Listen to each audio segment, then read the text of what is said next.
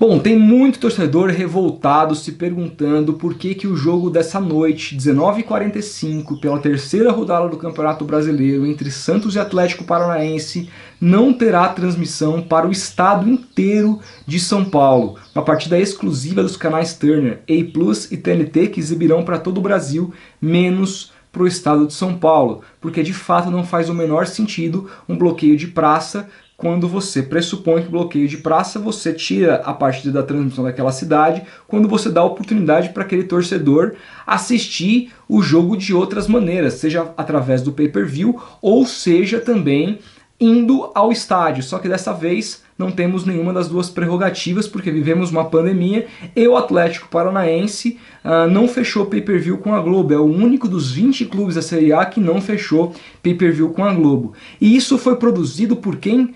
Pelo próprio Santos, através do seu atual mandatário José Carlos Pérez. Então, torcedor do Santos, não se revolte com a Turner, se revolte com o seu presidente José Carlos Pérez, com o seu, com o meu, com o nosso, porque faço parte também desses meninos da vila que está completamente revoltado com essa decisão, com essa decisão da Turner que é totalmente embasada em contratos assinados. Eu vou explicar aqui para vocês o porquê que se produziu essa lambança, pegando carona na explicação lá no Twitter do Alan Simon, que é um cara espetacular, que está sempre muito por dentro desses contratos de TV e explica muitas peculiaridades. Porque eu confesso que, embora a gente cobrindo isso aqui no canal há muito tempo, eu também não tinha entendido, tive que ouvir o especialista. O que acontece? Quem fechou esse contrato com a Turner não foi o atual presidente do Santos, José Carlos Pérez, mas foi Modesto Roma Júnior.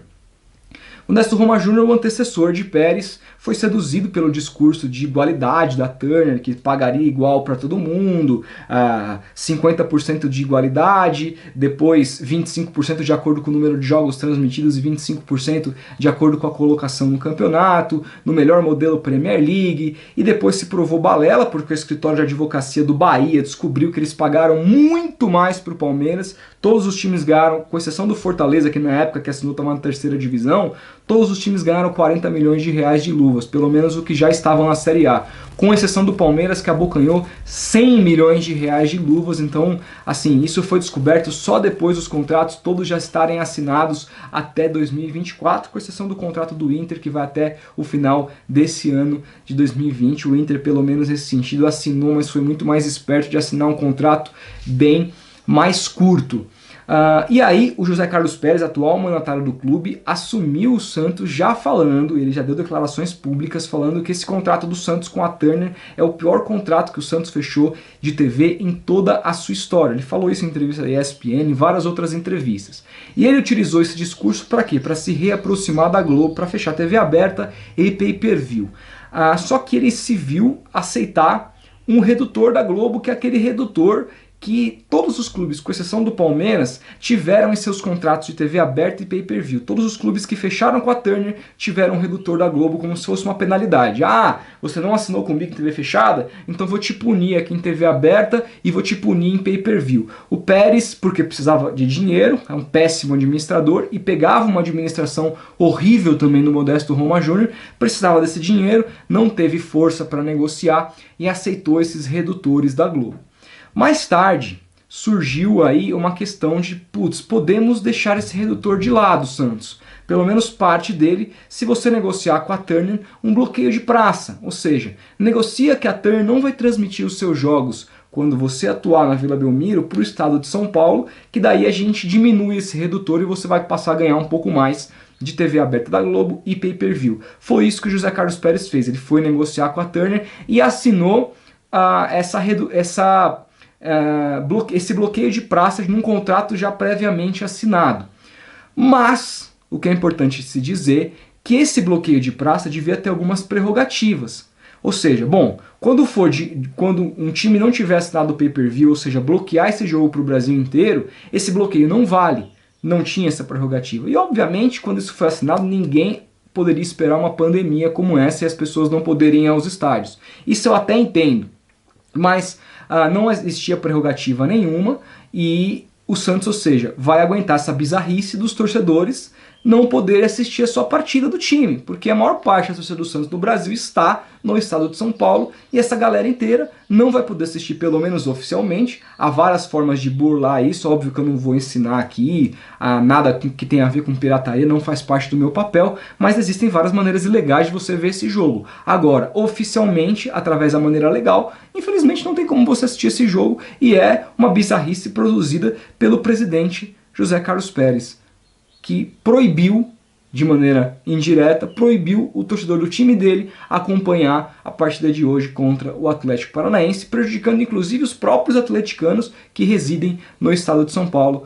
E a Turner não é culpa dela, ela aceitou uma prerrogativa do Santos para continuar mantendo o contrato com o Santos até o final de 2024, que agora a gente sabe que tende a ser reduzido até 2022, porque ela deve transmitir só o Brasileirão desse ano e o próximo, e depois deixar o Campeonato Brasileiro. Mas esse deve ser pelo menos o único jogo do Santos que não deve ter transmissão, pelo menos para o estado de São Paulo. Por quê? Porque no segundo turno, quando o Santos for enfrentar o Atlético Paranaense, a gente precisa entender o contrato do Atlético Paranaense com a Turner. Se ele vai ter bloqueio de praça para o estado do Paraná, ou não, mas para o estado de São Paulo esse jogo vai poder passar, embora ele não passe para o pay-per-view. E aí você pergunta, mas tá bom, e os outros jogos do Santos na Vila Belmiro que ele jogar contra times da Turner que forem transmissões exclusivas da Turner? Vai se manter a mesma prerrogativa. Quando o Santos jogar com o seu mando na Vila Belmiro, todos os jogos que a Turner for transmitir, ela pode transmitir para o Brasil inteiro, menos para o estado de São Paulo. Mas aí há uma alternativa, que é o pay-per-view. Por exemplo, Santos e Palmeiras na Vila Belmiro, jogo da Turner para o Brasil inteiro, caso a Turner escolha essa partida. Tá bom? Só que se você tiver bloqueado na praça, Santos e Palmeiras, os dois times têm o pay-per-view na Globo, então você tem a alternativa de assistir esse jogo em pay-per-view ou se de repente a Globo resolver liberar essa partida para TV aberta. Com o Atlético Paranaense, por conta deles serem um único time que não fechou pay-per-view, é o único caso de partida aí, pelo menos o Santos, que vai ter o bloqueio para assistir pro Brasil, pelo menos para o estado de São Paulo. O Atlético Paranaense, já expliquei, gravei um vídeo aqui mostrando que eles estão brigando através da MP984 para transmitir os seus jogos através da Furacão Play, seus jogos com o mandante. Só que isso pode causar um problema muito grave para o Atlético Paranaense, porque a Globo já ameaçou cortar o seu contrato de TV aberta com eles. Isso faria como eles não têm pay-per-view e como eles não têm TV aberta, que eles tivessem só as partidas com a Turner transmitidas no campeonato. E mesmo que esse contrato de TV aberta e pay-per-view se quebrando com a Globo, eles teriam que ter uma autorização da Justiça, que até agora eles não têm, embora eles tenham transmitido a partida contra o Goiás. Eu falei aqui no vídeo que o jogo teve muita travação, que teve muito problema para as pessoas assistirem, não conseguiam logar, etc e tal, e fui muito criticado porque tinha muito atleticano falando que a partida através da Furacão Play ocorreu da melhor maneira possível.